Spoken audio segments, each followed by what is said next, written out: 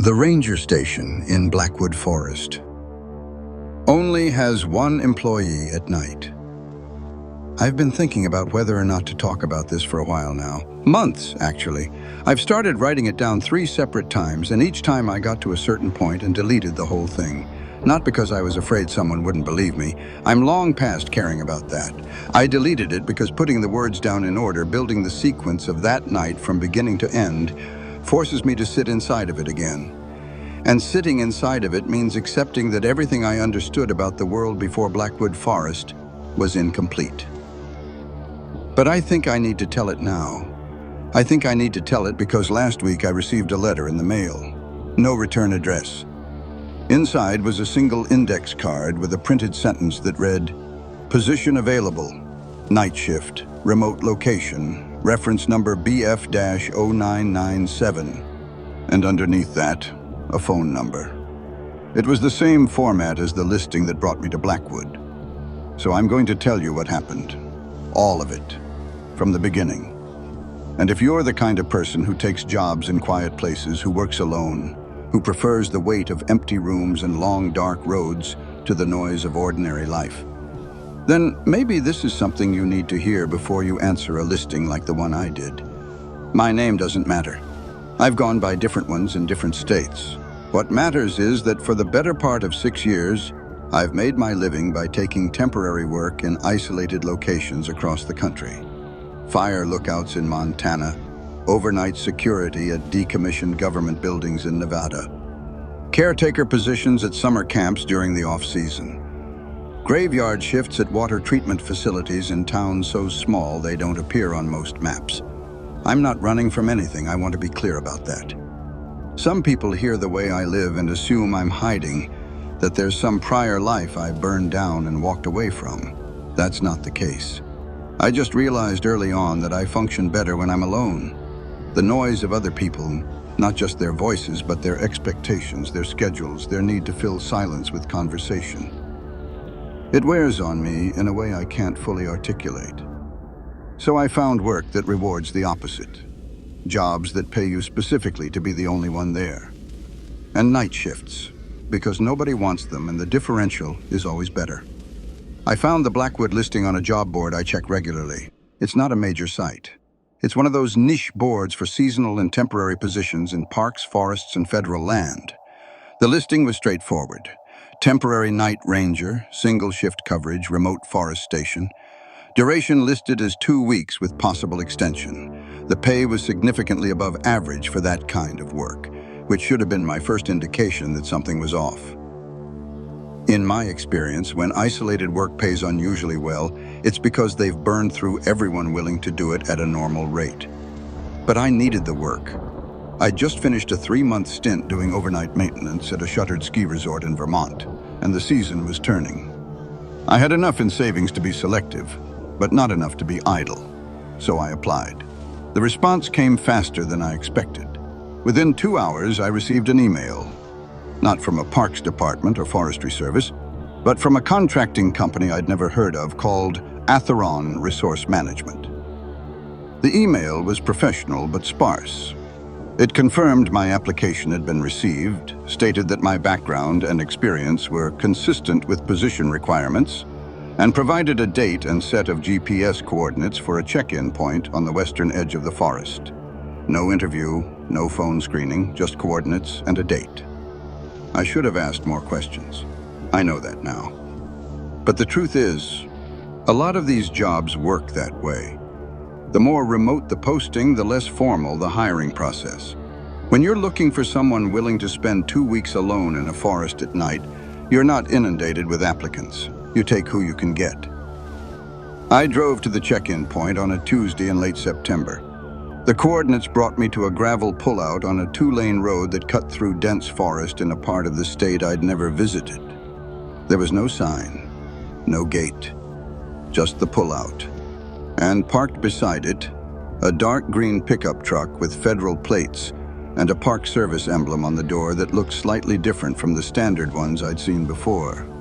The shield shape was the same, but the interior design, where you'd normally see a sequoia or a bison, had been replaced with what looked like a simple circle with a vertical line through it. I didn't think much of it at the time. A man got out of the truck as I pulled in. He was in his late 40s or early 50s, stocky, with a wind-burned face and the particular kind of calm that comes from spending most of your life outdoors and alone. He introduced himself as Eldrick. Not Ranger Eldrick or Officer Eldrick, just Eldrick. He shook my hand firmly, looked me over once and said, "You're the night man?" I told him I was. He nodded like he'd confirmed something privately disappointing and said, "Follow me in. Road's rough for the next 9 miles. Stay close and don't stop for anything, even if you think you see someone on the road." That was a strange thing to say. But he said it so matter-of-factly, the way someone might say, "Watch out for potholes," that I didn't question it. I just got back in my truck and followed. The road into Blackwood Forest was not a road in any meaningful sense. It was a dirt track barely wide enough for one vehicle, walled on both sides by Douglas firs so tall and dense that the canopy above formed a near-complete ceiling. Within the first mile, the light changed. It didn't dim gradually the way it does when you drive into shade. It dropped, like someone had adjusted a dial. The greens of the trees deepened into something closer to black. The sky disappeared. My headlights became the only source of illumination, and even they seemed to reach less far than they should have, as if the darkness ahead had weight to it, substance, and my lights were pushing into something that pushed back. We drove for close to 40 minutes. I clocked the odometer. 9 miles exactly, like he'd said, but it felt farther. There were no turnoffs, no trail markers, no signs of any kind. Once, about 6 miles in, I saw something standing just off the road to the left. It was tall and narrow, and for the half second it was in my peripheral vision, I thought it was a dead tree stripped of its branches. But dead trees don't turn their heads to watch you pass. I kept driving. I didn't stop. He told me not to. The station appeared without warning. One moment there was nothing but the corridor of trees, and then the road opened into a clearing roughly the size of a football field, and there it was. A single-story log building with a green metal roof, a covered porch, and a radio antenna rising from the back corner. To the left of the station was a steel fire lookout tower, maybe 60 feet tall, with an enclosed cab at the top. To the right was a utility shed and a diesel generator on a concrete pad. Beyond the clearing, the forest resumed in every direction like a wall. Eldrick parked and I pulled in beside him. He got out, stretched, and looked at me for a long moment before speaking. "The station has everything you need," he said. "Propane heat, running water from the well, dry goods in the pantry, a cot in the back room. Generator runs the lights and the radio. Fuel's in the shed. You shouldn't need to refuel during your shift, but if the generator dies, the backup procedure is in the manual on the desk." I nodded and asked the obvious question. What exactly was I monitoring? "The forest," he said. And then, after a pause that lasted long enough to become uncomfortable, "This section of Blackwood has been closed to public access for 11 years. Your job is to be here at night, man the radio if it comes on, log anything unusual, and follow the rules." "Rules?" He reached into his truck and pulled out a manila envelope. He held it out to me, and when I took it, he didn't let go right away. He held the other end and looked at me with an expression I've thought about many times since. It wasn't fear exactly, it was something more resigned. The face of a man who was handing someone a burden he was glad to put down. "Read these before dark," he said. "Read them more than once. Don't treat them like suggestions. Don't try to understand them. Just follow them. Everyone. In order." I asked him why. I asked him what was out there. I asked what had happened to whoever had the night shift before me. He let go of the envelope, walked back to his truck, and said, "I'll be back at dawn, 6:12. Don't come looking for me, and don't leave the perimeter of the clearing between sundown and sunrise. The rules will explain the rest." And then he drove away down that narrow dirt road, and the forest swallowed the sound of his engine. And I was alone. It was 3:47 in the afternoon. Sunset, according to my phone, which had no signal, not even a flicker of one bar, was at 6:31. I had less than 3 hours of daylight. I went inside. The station was cleaner than I expected. These kinds of postings are usually marked by the slow neglect of underfunded agencies. Stained ceilings, mouse droppings, the smell of mildew and old coffee. But Blackwood Station was immaculate. The floors had been swept recently. The windows were clean. The desk in the main room was organized with a logbook, 2 pens, a flashlight, and a handheld radio in a charging cradle. On the wall behind the desk was a topographic map of the surrounding forest, and I noticed immediately that large portions of it had been blacked out with marker. Not redacted in any official way, just covered. Thick black ink over entire grid squares, as though someone had decided there were parts of the map you simply should not look at. Behind the main room was a small kitchen, a bathroom with a composting toilet and a gravity-fed shower, and the sleeping quarters, a narrow room with a cot, a wool blanket, and a window that faced the tree line. I dropped my bag on the cot and went back to the desk. I opened the envelope. Inside was a single laminated sheet printed on both sides. The paper was slightly yellowed, and the lamination had a few bubbles in it, as though it had been done in-house rather than professionally. At the top, in bold, it read, Blackwood Forest Station, Night Shift Protocol. And below that, in smaller type, Atherton Resource Management, Region 7, Document Class, Mandatory. There was a brief preamble. It said, the following rules govern conduct during the overnight shift at Blackwood Station, beginning at sundown and ending at sunrise. These rules are not optional. They are not precautionary. Deviation from these rules will result in outcomes that cannot be reversed. If you are unable or unwilling to follow these rules exactly as written, leave the station before dark and do not return. And then the rules. I'm going to tell you what they said. I'm going to tell you exactly what they said because I read them enough times that night to have them engraved somewhere behind my eyes, and because I think the precise wording matters in ways I didn't appreciate at the time. Rule 1. Between sundown and sunrise, all exterior lights on the station must remain off. Do not turn on the porch light. Do not use a flashlight outside. Do not light a fire in the clearing. The only acceptable light source inside the station is the desk lamp, which must remain on its lowest setting. If the interior of the station becomes visible from outside, close the blinds on all windows immediately. Rule 2. The radio on the desk is tuned to a dedicated frequency. Do not change the frequency. Between the hours of 8 p.m. and 2 a.m., the radio may receive transmissions. If a transmission is received, log the time and duration in the logbook. Do not respond to any transmission. Do not speak into the radio under any circumstances. If the transmission includes a voice that addresses you by name, turn the radio's volume to 0 and do not turn it back up for at least 30 minutes. Rule 3. Between 9 p.m. and 11 p.m., you may hear movement outside the station. Footsteps, rustling, the sound of something circling the building. This is expected. Do not look out the windows during this period. If you have already closed the blinds per Rule 1, leave them closed. If you have not closed them, close them now and do not open them again until after 11 p.m. Rule 4. The fire lookout tower to the left of the station is off limits between sundown and sunrise. Do not climb the tower. Do not approach the base of the tower. If you look at the tower cab from the ground and see a light inside it, look away immediately and go inside the station. There should be no light in the tower. There is no one assigned to the tower. Rule 5.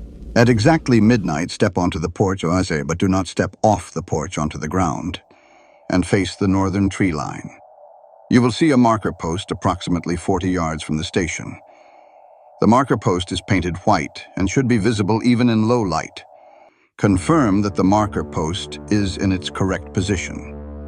If the post appears to have moved closer to the station, go inside, lock the door, and do not go outside again until sunrise. Write the estimated new distance in the logbook. Rule 6. If at any point during the night you hear knocking at the door, do not answer it. If the knocking is followed by a voice identifying itself as another ranger, a hiker, or someone in distress, Do not answer it. No one is authorized to be in Blackwood Forest at night. Anyone at the door is not what they claim to be. Rule 7. Between 2 a.m. and 4 a.m., the forest may become completely silent. No insects, no wind, no ambient noise of any kind. This silence is significant. During this period, remain at the desk. Do not move through the station. Do not use the bathroom. Do not open or close any doors. Sit at the desk and stay awake. If you fall asleep during this window, there is nothing in the rules that can help you. Rule 8. If at any point you look out a window and see a figure standing in the clearing, humanoid in shape but motionless, do not attempt to identify it. Do not count how many there are. Close the blind on that window and move to a room with no windows. Wait 15 minutes before returning. Rule 9. The logbook in the desk contains entries from previous night shift workers. You may read these entries. You may find them helpful. You may also find them distressing. If you read an entry that references you specifically, by name, by description, or by the date of your shift, stop reading immediately. Close the logbook and place it in the bottom drawer of the desk. Do not open it again until after sunrise. That was it. 9 rules. Printed in plain bureaucratic language, formatted like a safety protocol for operating heavy machinery.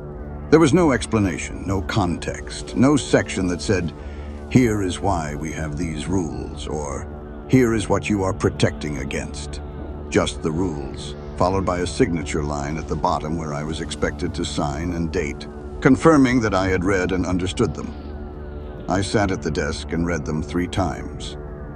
The first time, I felt something close to amusement. I'd worked enough strange jobs in enough strange places to know that every location has its rituals, its superstitions, its unofficial rules that get passed down from one worker to the next.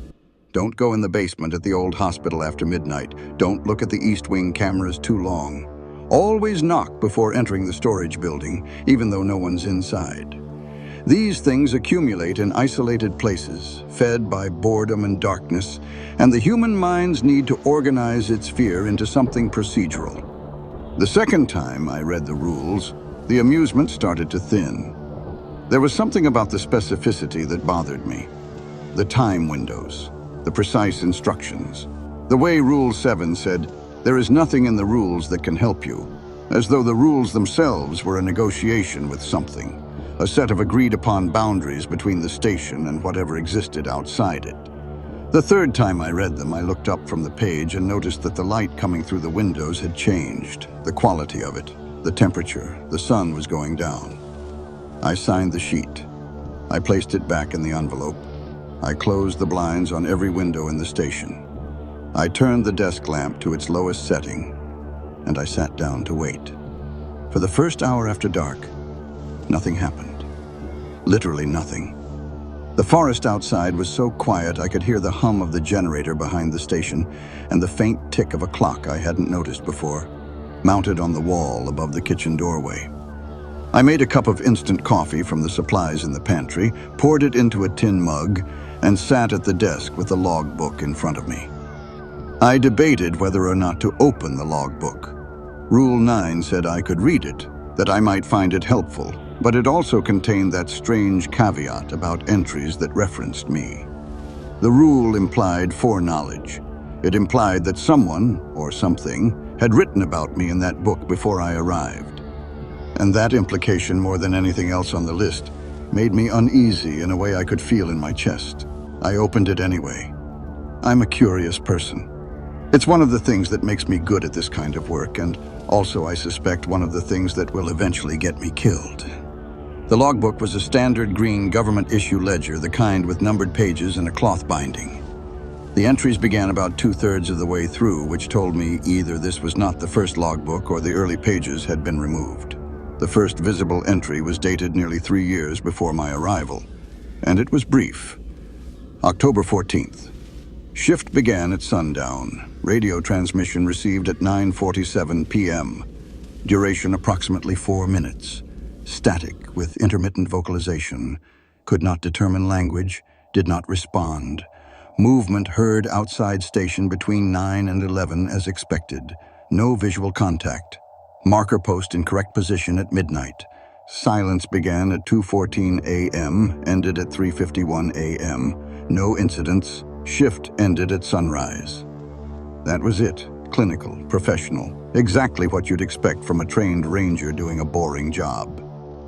The next several entries were similar. Dates, times, brief descriptions of radio transmissions, notes about the marker post position, confirmation of the silence window. Some entries were by the same hand, others by different ones. I counted at least 4 distinct styles of handwriting over the span of about 8 months. Then, around the start of winter that year, the entries began to change. One, dated December 3rd, read, "Transmission received at 10:22 p.m. Lasted 11 minutes. Longest I've recorded. Voice was clearer tonight. Female, I think. Kept repeating a phrase. Couldn't make it out at first, but by the end I'm fairly sure it was saying, 'Let me show you.' Did not respond. Hands were shaking, don't know why." A week later, same handwriting. "Movement outside the station was louder tonight, not circling, pacing, back and forth along the south wall, rhythmic, like it wanted me to know exactly where it was. Didn't look, followed the rules. Marker post at midnight was in position, but I swear it looked different. The paint seemed darker. Could be my imagination." Then, December 19th, I looked. God help me, I looked. Rule 3 says, don't look out the windows between 9 and 11. And I looked. I pulled the blind aside maybe 2 inches because the sound was different tonight. It wasn't footsteps. It was breathing. Something was standing directly on the other side of the wall, breathing against the wood, and I had to see. I had to, and there was nothing there. Just the clearing and the trees. But the trees were wrong. They were closer. I know how that sounds. I've been looking at that tree line for 2 months, and the trees were closer to the station than they were when I started. By at least 15 yards, I measured the distance to the marker post at midnight, and it hadn't moved. The post was fine, but the trees are moving. They're coming in. The entries after that were sparse, shorter. The handwriting became less controlled. The last entry by that person, dated January 7th, simply said, "Request transfer. Can't do this anymore. The forest is aware." A new handwriting began a few weeks later. Different person, more composed, at least initially. This one lasted longer, almost 5 months, and the entries were more detailed but increasingly strange. Around month 3, this person began documenting patterns in the radio transmissions. They wrote that the static wasn't random, that there were intervals and repetitions, almost like a signal. They began charting the transmissions against the time of night and the phase of the moon, and found what they believed was a correlation, though they didn't specify what the correlation meant. Their entries took on the tone of someone conducting research rather than performing a job. Then, in one entry dated April 22nd, this person wrote something that made me set the logbook down. I've been reading the other logbooks, the ones in the locked cabinet in the utility shed. Eldrick doesn't know I found the key. Or maybe he does and doesn't care. There are 14 logbooks total, spanning about 20 years. And there are rules in those logbooks too, earlier versions of the rules. The list has changed over time. There used to be 12 rules, then 10, now 9. Rules get removed when they stop being necessary. But that's not the right way to put it. Rules get removed when the thing they were meant to prevent has already happened and can't be undone. Rule 11, for instance, used to say, "Do not enter the forest under any circumstances." That rule was removed in 2014. I haven't been able to find out why, but I noticed something in the logbooks from that period. There are pages missing, torn out, and there are stains on the pages around the gaps. Dark stains, brown, flaking. I don't want to think about what those stains are. They continued. I also found references to other stations, not just Blackwood. There are apparently similar postings in at least 5 other locations across the country. Different forests, different rules, but the same contracting company, Atherton Resource Management, and the same document classification system, same region numbering. I found a transfer request form in one of the old logbooks, and it listed the other stations by code name. Blackwood is BF. The others are CR, HL, WT, Nevada, and one that's just listed as Deep. No location given. The form had a checkbox at the bottom that said, "Employee has been briefed on cross-region protocol," and beside it, in someone's handwriting, the word "No" was written 3 times, underlined. I sat with that for a long time, not because it frightened me in the immediate, visceral sense, but because it confirmed something I'd been circling around for years. The world I'd been moving through, the world of isolated posts and night shifts and empty buildings, was not as disconnected as I'd thought. These places were part of something, a system, an infrastructure. And Blackwood was not an anomaly. It was a node. I checked the clock. It was 8:07 p.m. 3 seconds later, the radio came on. It didn't fade in. It was silent. And then it wasn't. The sound that came out of it was dense and layered. Static, yes, but with texture to it. Like the static was a surface and something was moving underneath. I stared at the radio in its cradle. The volume was set to about 1/3, and at that level, the sound filled the room without being overwhelming.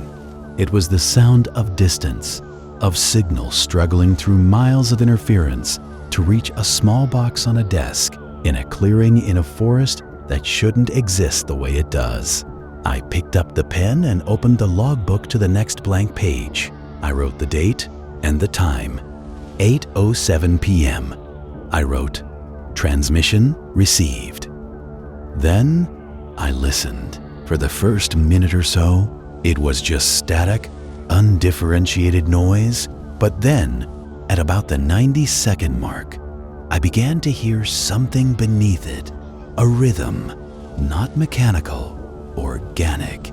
It sounded, and I know how this is going to come across, like breathing. Slow, deliberate breathing, drawn out over intervals that were just slightly too long to be human. Inhale for 8 or 9 seconds, exhale for the same, a pause. Then again, I timed it. The breathing pattern repeated 11 times over the course of approximately 3 minutes. And then it stopped, and the static thinned, and I heard a voice. It was faint, buried in the noise like something calling up from the bottom of a well. I couldn't make out the words at first. It was speaking at a cadence that didn't match any language I'm familiar with. Not because the sounds were foreign, but because the spacing was wrong. The gaps between syllables were inconsistent, as though the speaker was assembling the words from memory and getting the rhythm slightly off each time. Then, with a clarity that felt almost aggressive, like the signal had been refined specifically for this moment, I heard it say, my name, my full name, first and last, spoken in a voice that had no gender, no age, no accent. A voice that sounded like it had been generated rather than spoken, each phoneme precise and clinical, stripped of every human quality except the bare mechanical ability to form the sounds. The temperature in the room didn't change. Nothing moved. The lights didn't flicker, but every hair on my body stood up, and my hand stopped writing, and I sat there, pen hovering above the page, and the voice said my name again, and then it began to say other things, I turned the volume to 0. My hand was steady when I did it. I want you to know that. I was afraid, the kind of afraid that lives in your stomach and turns your muscles into something tight and humming. But my hand was steady. I'd read the rule. Rule 2. If the transmission includes a voice that addresses you by name, turn the radio's volume to 0 and do not turn it back up for at least 30 minutes. I turned it to 0. I looked at the clock. I would wait 30 minutes. I would follow the rules. I sat in the quiet of the station and tried to organize what I'd just heard. Something on that frequency knew my name. Not a common name. Not a guess. My actual name, the one on my driver's license, the one I'd put on the application to Atherton Resource Management, which meant either someone at Atherton had fed my information into whatever system generated these transmissions, or the thing on the other end of that radio had access to information it should not have. Neither explanation was comforting. At 8:41, I wrote in the logbook, transmission ended or ongoing. Volume reduced per Rule 2. Voice identified me by name. Will not transcribe what it said after that. I didn't transcribe it because I couldn't. Not because I'd forgotten, but because some things, once written down, become more real than they should be. And what the voice had begun to say after my name, in those few seconds before I turned the dial, was intimate. It referenced things about my life that I've never told anyone. Specific things. And it spoke about them in the present tense, as though it was watching me live them right now, narrating my own history back to me from some vantage point I couldn't identify. I set the pen down and pressed my palms flat on the desk and breathed. In through the nose, out through the mouth. The old rhythms. The ones I use when the dark gets heavy and the quiet gets loud. At 9 p.m. exactly, the movement started. I'd been expecting it. Rule 3. Between 9 and 11, movement outside the station. The logbook entries had described footsteps, circling, pacing. What I heard was different. It started at the northeast corner of the building, near the bathroom. A single sound, like a knuckle rapping once against wood. Not a knock, not yet. That would come later. Just a tap.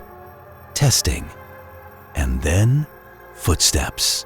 Slow, measured, evenly spaced, moving along the north wall from east to west. Reaching the northwest corner, pausing, and then continuing along the west wall. It was circling the station. The footsteps were heavy, but not aggressive. Deliberate, patient, each one landing with a weight that suggested something large, but the spacing between them was wrong, too far apart. The stride length implied by the gap between footfalls was at least 5 feet, maybe 6.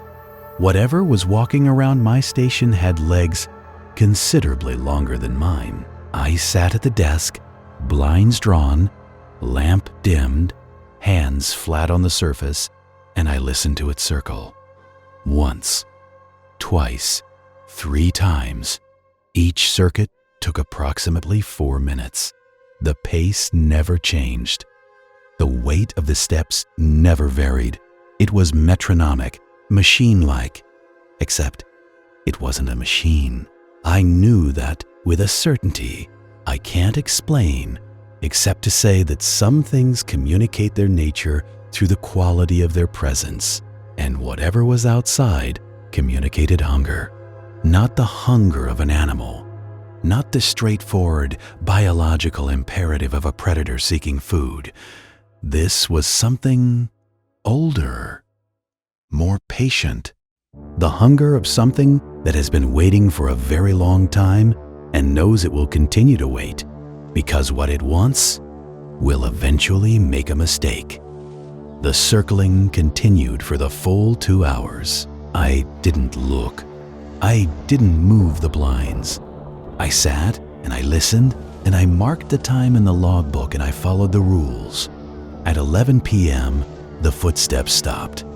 Not gradually, they just stopped. Mid-stride, it felt like, as though whatever was walking had simply ceased to exist between one step and the next. The silence that followed was different from ordinary silence. It was the silence of a room after a gunshot, the silence of held breath. I waited 5 minutes, then 10. Nothing. The circling was over. I allowed myself to exhale. I checked the clock. 11:14 p.m. 46 minutes until midnight. 46 minutes until I needed to go out on the porch and check the marker post. I won't pretend I wasn't dreading that. The thought of opening the door, stepping outside, facing the tree line, even from the relative safety of the porch, made something inside me constrict. But the rule was specific. At exactly midnight, step onto the porch, face the northern tree line, check the post. I used the time to eat something. Crackers and peanut butter from the pantry, water from the tap. I ate standing in the kitchen, which had no windows, and I chewed slowly and tried to think about something other than the sound of those footsteps. I thought about the other stations, CR, HL, WT, Nevada, and Deep. I wondered how many people were sitting in rooms like this one tonight, in other forests, on other cleared patches of ground, following their own lists of rules. I wondered if their rules overlapped with mine, or if each location had its own specific protocols for its own specific thing. I wondered if the people at those stations had heard their names on the radio too. I finished eating and washed the cup and the knife and dried them and put them away. I've always been meticulous about that. When you work alone in places like this, routine is your anchor. You wash the cup, you dry the knife, you put things back where they belong. You maintain the order of small actions because the large ones are beyond your control. At 11:48 p.m., I returned to the desk. I picked up the logbook and did something I probably shouldn't have. I flipped ahead, past the entries I'd already read, past blank pages, toward the back of the book. I wanted to see if there was anything else. Any final note, any summary, any indication of what had happened to the last person who sat here. I found it about 4 pages from the end, a single entry written in a hand I hadn't seen before. The handwriting was small and precise, almost architectural, and it was dated 8 days before my arrival. It read, "He's coming next week." I saw his name on the transfer manifest. I want to warn him, but the rules don't cover that. The rules don't cover what happens when you start to understand. They only cover what to do before you do. I'm going to leave this here in case it helps. The rules are not protection. They are terms of engagement. The forest agreed to them, and we agreed to them. And as long as both sides honor the agreement, the night passes. But the forest is renegotiating. The silence window is getting longer. The marker post has moved 3 times in the last month, and the voice on the radio is learning.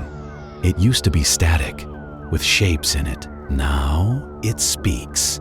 In 5 years, maybe less, it will sing. And when it sings, I don't think the rules will hold. Below this, in different ink, as though added as an afterthought, if you're reading this before midnight, good, go check the post. And when you're standing on that porch, don't look at the tower. Whatever you do, don't look at the tower. I closed the logbook. It was 11:56 p.m. I stood up. I walked to the front door. I placed my hand on the knob. The metal was cold, not the cold of an unheated room, but the cold of something that has been leached of warmth by proximity to a greater cold on the other side. I turned the knob. The night air hit me like a wall, not because of the temperature, though it was cold. October in the mountains, but because of the texture of it. The air felt dense, almost granular, as though the darkness itself had particulate matter in it that I was inhaling with every breath. The clearing was visible in the ambient starlight, but just barely. The sky above was clear, the Milky Way a faint band overhead, but the light that reached the ground was thin and reluctant, as though it knew better than to illuminate what was down here. I stepped onto the porch. I did not step off the porch. I faced north.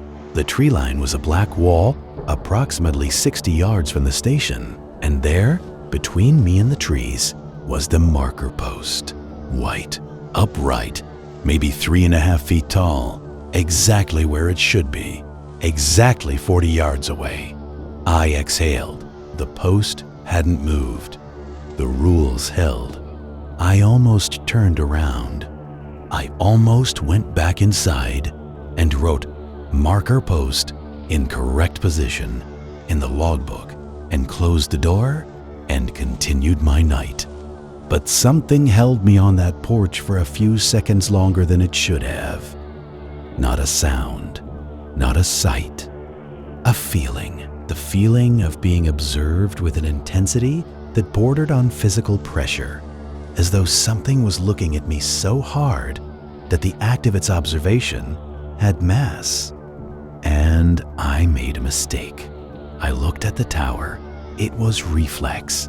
The feeling of being watched triggered the instinct to scan the environment, and my eyes moved left before my conscious mind could stop them. And I saw the fire lookout tower, its steel frame a dark lattice against the stars.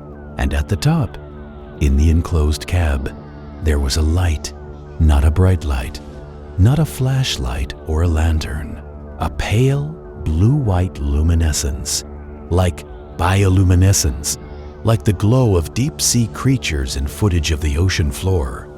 It filled the cab with a faint radiance that made the glass windows look like eyes.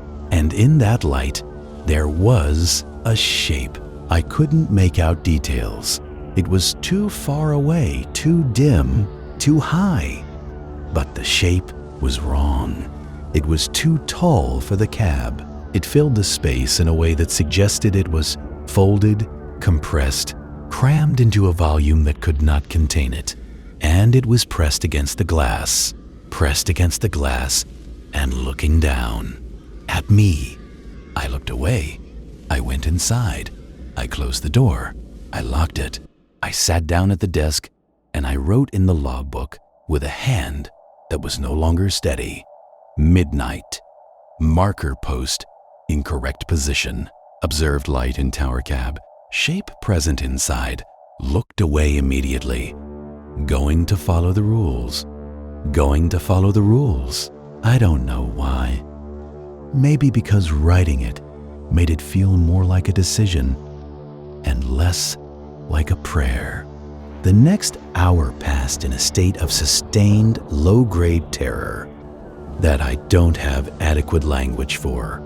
I sat at the desk. I kept the lamp on its lowest setting. I listened to the silence of the station and the silence of the forest beyond it, and I tried not to think about what was in the tower. What was in the tower that was too large for the tower? What was in the tower that had been watching me with a patience and a focus that I could feel through 60 yards of darkness and a 1/4 inch of glass? Rule 4 said not to climb the tower, not to approach the base of the tower. It said if you see a light inside, look away and go inside. It did not say what happens if you look too long. It did not need to. Some rules communicate their consequences through the quality of their prohibition. The more calmly a rule is stated, the worse the outcome it's designed to prevent. I turned the radio volume back up at 8:41, exactly 30 minutes after I turned it down. The radio was silent, no static, no breathing, no voice. just dead air. I left it on, per protocol. At 1:15 a.m., something changed. The sound was so faint at first that I thought I was imagining it. A vibration more than a sound. A low, subsonic hum that I felt in my molars and in the bones of my wrists where they rested on the desk. It was coming from everywhere. The walls, the floor, the air itself. And it was getting stronger. Very slowly, over the course of several minutes, the hum built from something I could barely perceive into something I could hear with my ears. A deep, resonant tone, like a cello string bowed at a frequency just below the threshold of music. It filled the station the way water fills a vessel, evenly and completely. And then, under the hum, I heard voices. Not from the radio. The radio was silent. These voices were coming from outside, from the forest, from the trees. Multiple voices speaking simultaneously in a language I couldn't understand. The words overlapped and intertwined, creating a texture of sound that was almost melodic, almost beautiful, in the way that very terrible things are sometimes almost beautiful. I couldn't count how many voices there were. Dozens, maybe more. They rose and fell in waves, and within the waves, I caught fragments that sounded almost like English, syllables that my brain tried to assemble into meaning before the pattern shifted and I lost the thread. It was like listening to a conversation in a dream, where you understand everything in the moment, but can't retain any of it. This wasn't in the rules. Nothing in the rules covered this. I sat very still and listened. The voices continued for perhaps 10 minutes, and then they faded, not into silence, but into the hum, as though the hum had absorbed them. And then the hum faded too, draining out of the station like water out of a tub, until the only sound was the generator and the clock and my own breathing. I wrote in the logbook, 1:15 a.m., 1:27 a.m.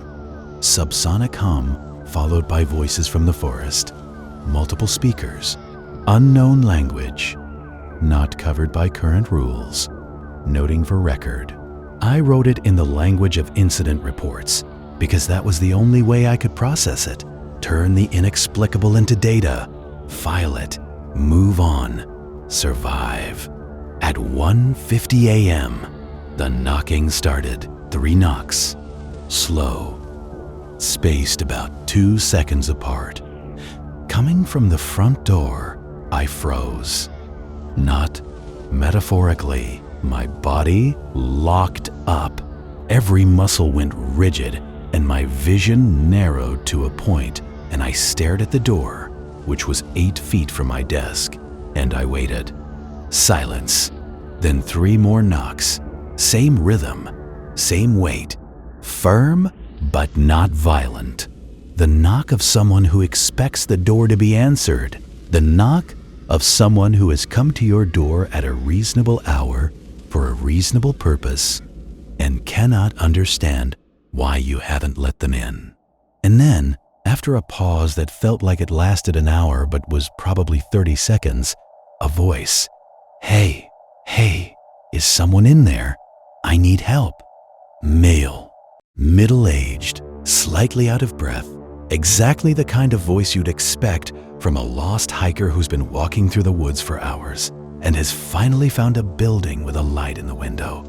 Rule 6. If you hear knocking, do not answer. If the knocking is followed by a voice identifying itself as a ranger, a hiker, or someone in distress, do not answer.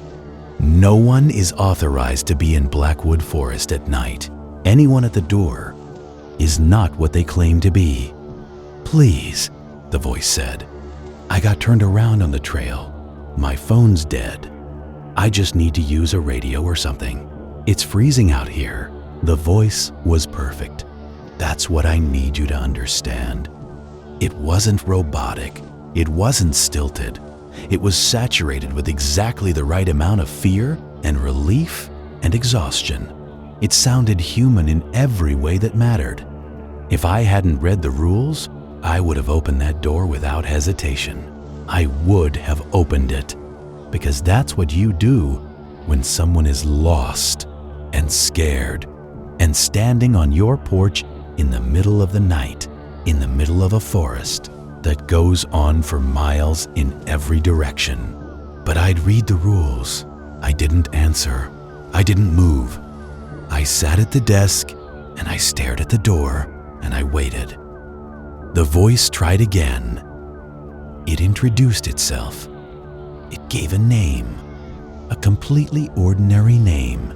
It described where it had parked, which trailhead it had started from, how long it had been walking. It built a narrative, a complete, coherent, fully detailed narrative of a person who was exactly who they claimed to be. And it delivered this narrative with an emotional authenticity that made my chest ache with the desire to help. Then it changed. The shift was subtle, so subtle that if I hadn't been listening with every molecule of attention I possessed, I might have missed it. The voice continued to speak, continued to plead, but the cadence drifted. The gaps between words became uneven. The breathing between sentences took on a different quality. Deeper, longer, the same rhythm I'd heard on the radio earlier. Inhale for 8 seconds, exhale for 8 seconds, a pause, and then more words. But now the words didn't quite match the emotion. The voice was saying, "Please, I'm so cold, I need help." But the intonation was flat, recited, like lines read from a script by someone who understood the meaning of the words, but not the feeling behind them. And then it said my name. Same voice, same lost hiker, but it said my name with the same mechanical precision as the voice on the radio, and the mask slipped completely. And what I heard underneath was not a person. It was not anything I have a word for. It was a sound wearing a voice the way a hand wears a glove. The knocking resumed. Harder now, not 3 polite knocks. A sustained rhythmic pounding. Not frantic, not angry. Rhythmic, patient. The pounding of something that knows the door will open eventually, either because I open it or because the door gives out, and it doesn't particularly care which. I pressed my palms flat on the desk. I breathed. I did not go to the door. The pounding stopped. The voice stopped, and for a moment, I thought it was over. Then I heard something that made the bottom drop out of my stomach. Movement along the wall. The same circling pattern from earlier. But it was after 11 p.m. The circling was supposed to end at 11. This was 2 a.m. Rule 3 only covered 9 to 11. Whatever was circling now was doing it outside the agreed-upon window, outside the terms of engagement, as the logbook entry had put it. The forest was renegotiating. The circling went on for 10 agonizing minutes, and then, at exactly 2:14 a.m., it stopped. Everything stopped. The generator still hummed, but beyond the walls of the station, there was nothing. No insects, no wind, no subtle ambient vibration of a living forest.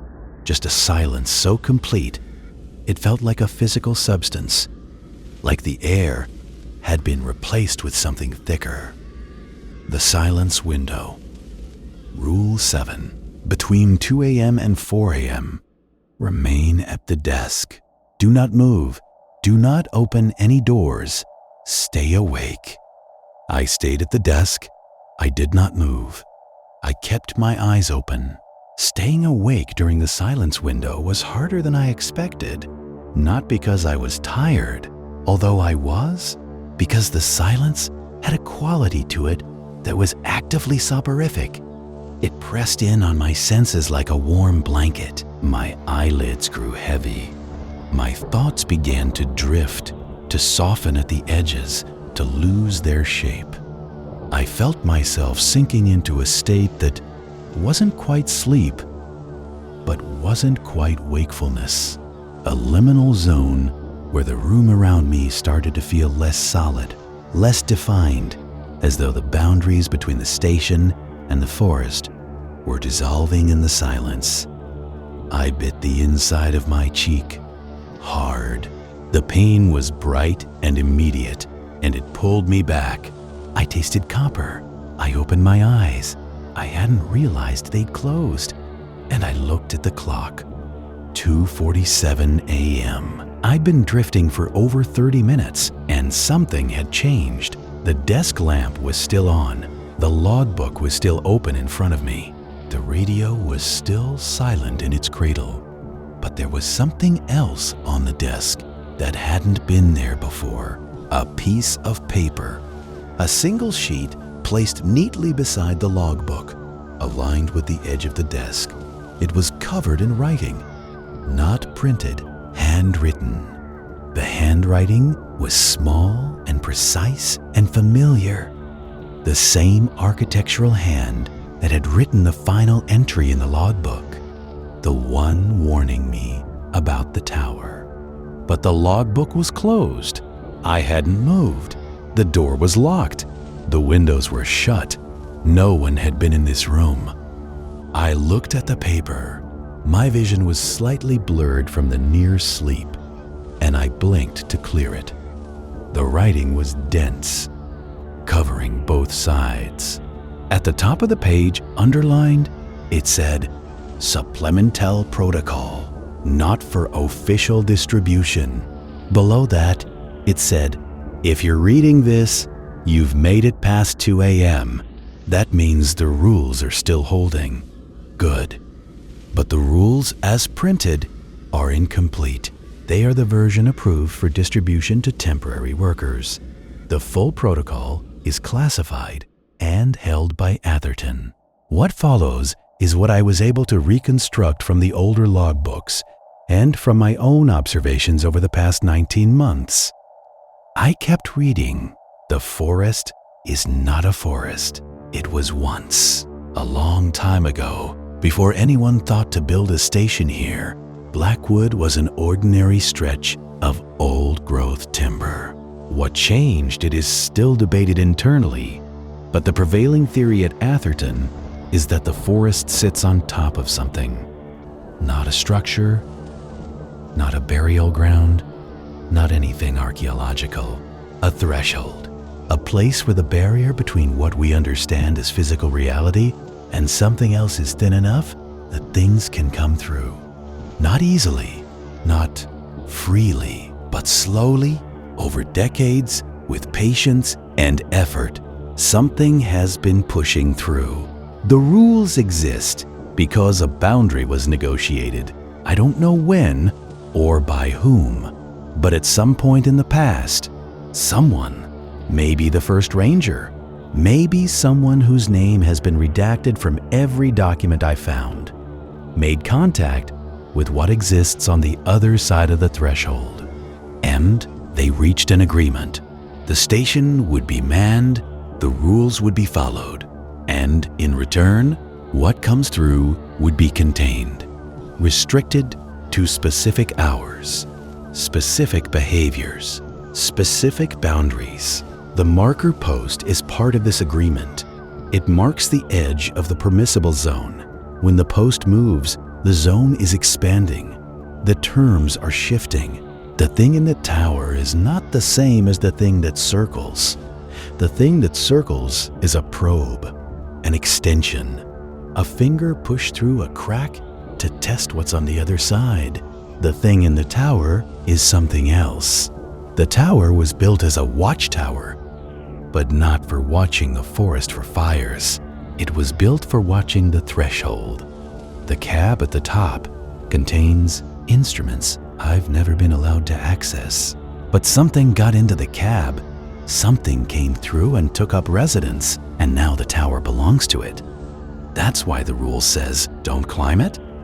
Not because you'll see something you shouldn't, because what's up there will see you, and once it sees you, really sees you, face to face, unmediated by distance and glass, you become visible to everything on the other side, permanently. There is no rule for that. There is no protocol. You are simply seen forever, wherever you go.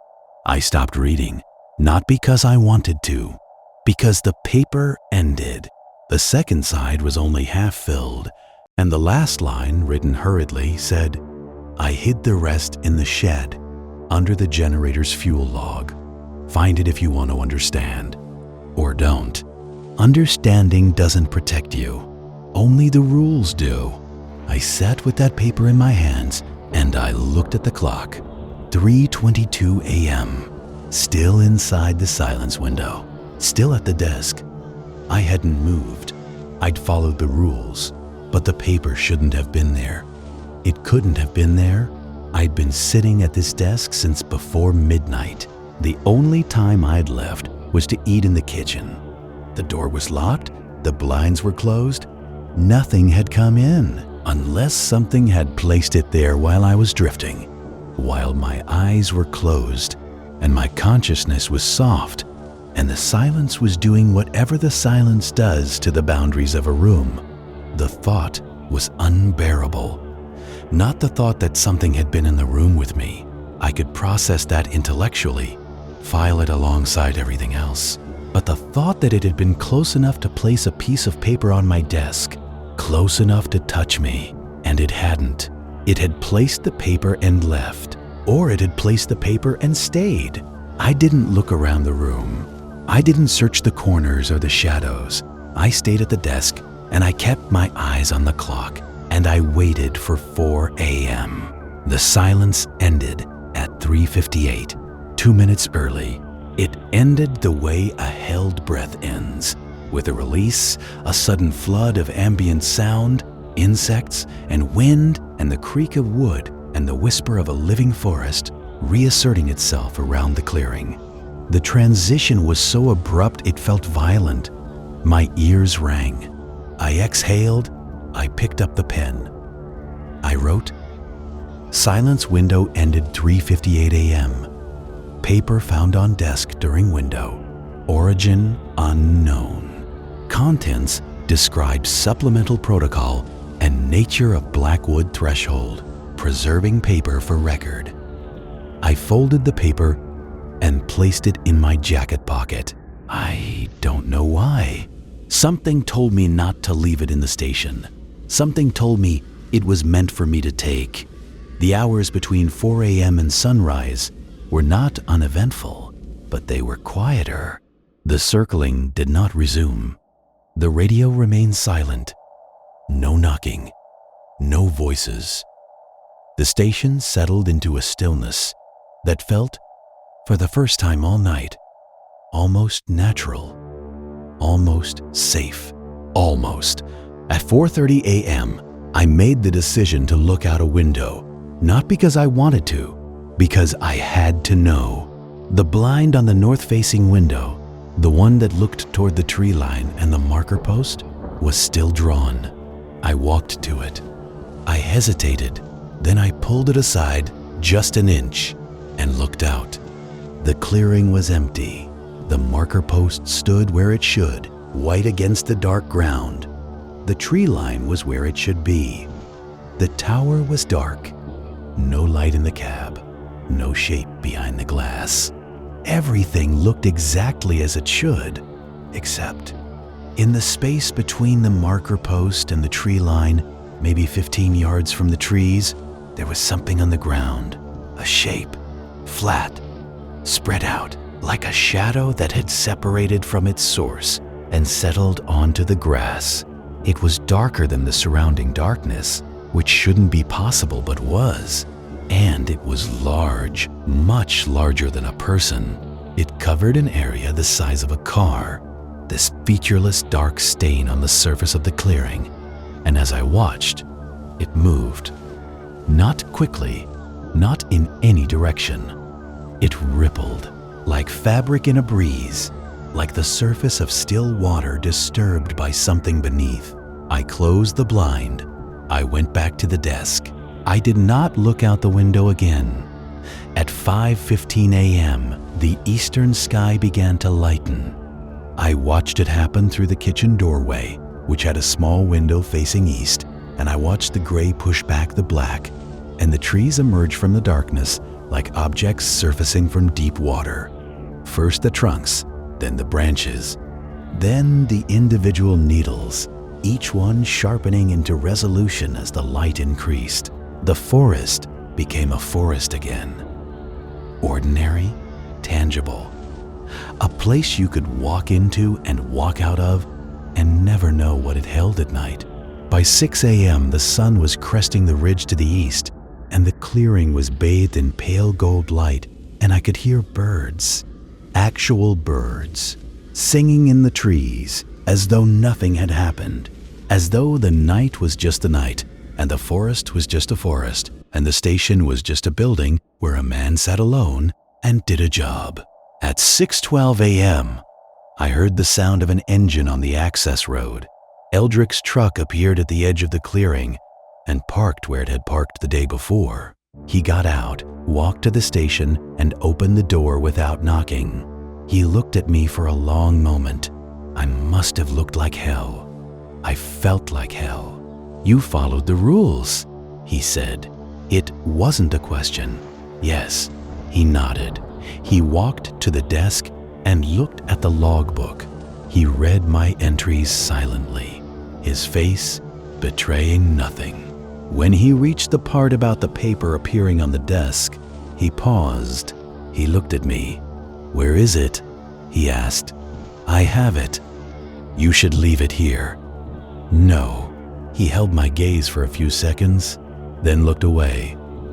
He closed the logbook and put it in the drawer. "You're done for today," he said. "Sleep in town. Come back before sundown if you're coming back." I asked him about the paper, about what it said, about the threshold, the other stations, the thing in the tower. He listened to all of it with an expression of absolute neutrality, and when I finished, he said, "The rules are what matter. The rest is speculation." "The thing in the tower isn't speculation," I said. "I saw it. You looked at the tower," he said. "Rule 4 says, don't." "I know what Rule 4 says." "Then you know you broke it." "And what happens? Because I broke it?" He turned and walked to the door. He stopped with his hand on the frame and said, without turning around, "You're visible now. To what's in the forest. You were anonymous before. Background noise. Now you're a point of interest. That's why the paper appeared. That's why the voice knew your name. You became specific." He paused, and then he said something that I've thought about every single day since. The forest doesn't see everyone. Most people pass through it, and it doesn't notice them. But once it sees you, it remembers. And it communicates with the other forests. They're all connected, you understand? Underground, or wherever it is they meet, you're in the system now. That's not something that can be undone. He left. I sat in the station for another 20 minutes, listening to the birds, watching the light fill the clearing, feeling the warmth of the sun through the glass. Then I got up, walked to my truck, and drove out of Blackwood Forest. I did go back that night and every night for the remaining 11 days of my contract. I followed the rules, every one, and each night was different. The radio said different things. The circling patterns changed. The silence window shifted in length and intensity.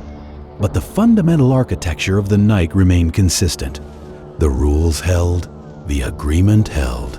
The forest tested the boundaries, pushed against the terms, probed for weakness, but it didn't break through. On my last night, something happened that I haven't told anyone until now. It was during the silence window. I was at the desk, awake, hands flat on the surface, eyes open, and I felt something that I can only describe as recognition. Not mine, something else's.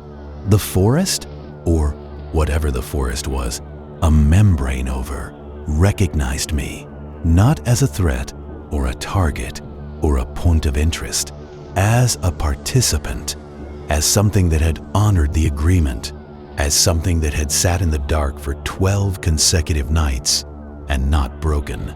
And in that recognition, I felt, briefly, impossibly, the shape of what was on the other side. Not a vision, not a hallucination, a spatial understanding, like suddenly perceiving a dimension you didn't know existed. The thing beneath Blackwood was vast, inconceivably vast. The forest was not its prison. The forest was its interface, the place where it touched our world, the way a fingertip touches the surface of water. What I was feeling was the fingertip.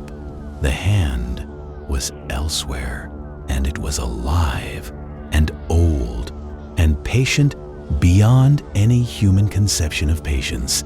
And it was not malevolent. It was something for which those categories do not apply. It simply was. And it was aware of me, the way you might be dimly aware of an ant walking across your shoe. The feeling lasted maybe 10 seconds. Then it receded, like a tide pulling back. And I was sitting in a ranger station, in a forest, in a clearing. And the clock read 3:44 a.m. And the world was small and specific and made of wood and glass and rules printed on laminated paper. I left Blackwood the next morning. I shook Eldrick's hand. He gave me an envelope with my final payment, cash, not a check, and a separate sealed envelope that he told me to open only if I decided to accept another posting. I opened it in a motel room 3 states away. Inside was a single sheet with the Atherton Resource Management letterhead and a list of 6 reference codes: BF, CR, HL, WT, Nevada, and Deep. Next to each code was a brief description: Blackwood Forest, Cedar Ridge, Hollow Lake, Whitetail, North Valley. And the last one, Deep, had no description, just the code and the word active and the phone number. At the bottom of the page, in small print, it said, "Your file has been updated. Clearance level observed. You are now eligible for postings at all listed locations. Standard night shift protocol applies. Site-specific rules will be provided upon arrival. Thank you for your service to the program." I put the paper in the glove compartment of my truck. I drove to the next town, found a diner, sat at the counter, and ordered coffee. The television behind the counter was playing the news. There was a story about a national forest in another state that had been closed to the public due to what the reporter described as unexplained seismic activity. The closure was indefinite. No further details were provided. I watched the segment and thought about the 6 codes on the paper in my glove compartment. I thought about Eldrick's words. The forests are all connected, underground, or wherever it is they meet. That was 4 months ago. Since then, I've taken 2 more jobs. Neither of them was at an Atherton location. I told myself I was done with that. I told myself that I'd close the glove compartment and leave it closed and go back to the ordinary kind of isolated work. The water treatment plants, the empty summer camps, the security shifts at buildings where nothing happens. But the thing about being visible is that you can't become invisible again. And the thing about the recognition I felt in that silence window, the brief and terrible understanding of what exists beneath the surface of places like Blackwood, is that it doesn't go away. It sits in the back of your mind like a frequency you can't unhear. And at night, when I'm alone, which is most nights because that's how I live, I feel it. A faint vibration, a subsonic hum, the sense that the ground beneath me is thinner than it should be, and something vast and patient is turning its attention in my direction, not with urgency, but with the slow, inexorable focus of something that has all the time in the world. Last week, as I said, I received a letter, no return address. Inside was a single index card, position available, night shift, remote location. Reference number BF 0997. BF, Blackwood Forest. And underneath that, in handwriting I recognized, small, precise, architectural, a note that said, "We need you back." The marker post has moved. It's inside the clearing now. I've been sitting with that for 7 days. The index card is on the table next to me as I speak. The phone number is right there. 10 digits. All I have to do is call. The rules held when I was there. I followed them, and the rules held, and the night passed, and the sun came up. And I walked out, alive. But the rules were already fraying at the edges. The silence window, ending early. The circling happening outside its designated hours. The voice on the radio learning my name, learning my history, learning to sing. And now, the marker post, the physical boundary, the line in the dirt that separated the station from whatever the forest contained, has crossed into the clearing. The agreement is eroding. And somewhere in a laminated sheet that used to have 12 rules and now has 9, the space is narrowing. The protections are being pared away one by one, not because the threat is diminishing, but because the threat is winning, slowly, in the way that water wins against stone, not through force, through time. I don't know if I'm going to call the number. I don't know if I'm going to drive back to that gravel pullout on that 2-lane road and follow Eldrick's truck down that 9-mile corridor of trees that close in overhead like the throat of something, swallowing. I don't know if I'm going to sit at that desk again and listen to the radio and hear my name spoken by something that learned the sound of it from the other side of a threshold that should never have been thin, enough to speak through. But I'll tell you what I do know. I know that the letter found me. Not at a permanent address, not through any forwarding service. I've moved twice since Blackwood, and I didn't tell Atherton where I was going. But the letter was in my mailbox, in a town I've been in for less than a month, addressed to a name I haven't used in 3 years. They know where I am, or the forest does, and at this point, I'm not sure there's a difference. I'm going to stop talking now. I'm going to sit here with my coffee and my index card and the hum that I can feel in my molars, the one that never quite goes away, the one that gets louder when I think about Blackwood, the one that I suspect is not a memory, but a signal, a carrier wave, a frequency maintained across distance and time by something that mapped me when I stood on that porch and looked at the tower and became visible.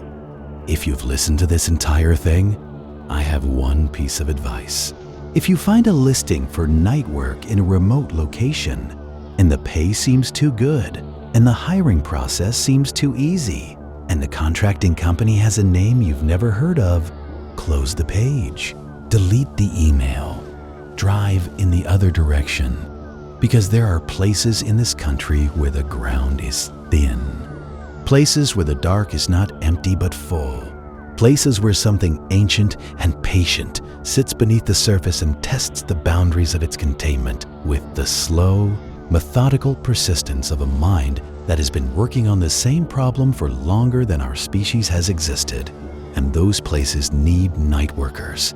They need people like me, people who follow rules without asking why, people who sit alone in the dark and hold the line. But the line is moving. It has been moving for a long time.